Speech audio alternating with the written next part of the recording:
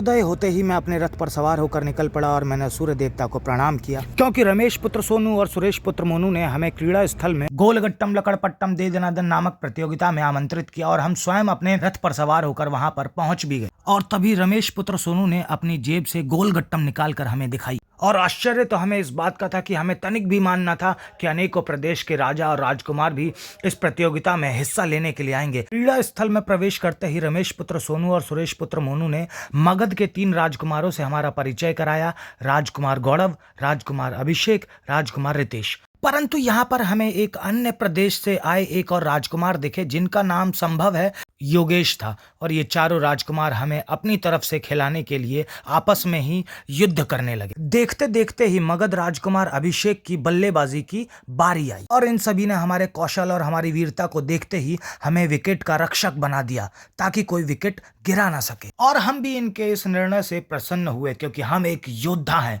वीर योद्धा, और वीर योद्धा का कर्तव्य होता है कि वे सदैव सबकी रक्षा करें, अपने कर्तव्य से भागे ना। परंतु कुछ समय पश्चात हमें दाल में कुछ काला काला लगने लगा।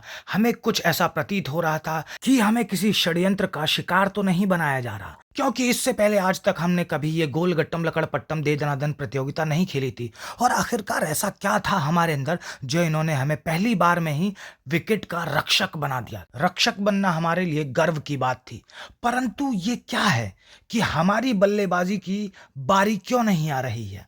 क्यों हमें गोलगट्टम को फेंकने का अवसर नहीं दिया जा रहा? फिर हमें बाद में अनुमान हुआ कि ये इन सभी का षड्यंत्र था, हमें यहाँ पर बुलाने का और हमसे ये कठिन कार्य करवाने का, ताकि हम इनके गोलगट्टम के पीछे इधर से उधर भागते रहें नवयुवकों की तरह। और हमने आज ये फैसला किया कि आज के बाद हम इनके साथ कभी भी किसी भी प्रतियोगिता में सम्मिलित नहीं होंगे। तो आज के हम इस अपने व्लॉग को यहीं पर एंड करते हैं। कल मिलेंगे फिर एक नई एनर्जी के साथ, तब तक बाय बाय।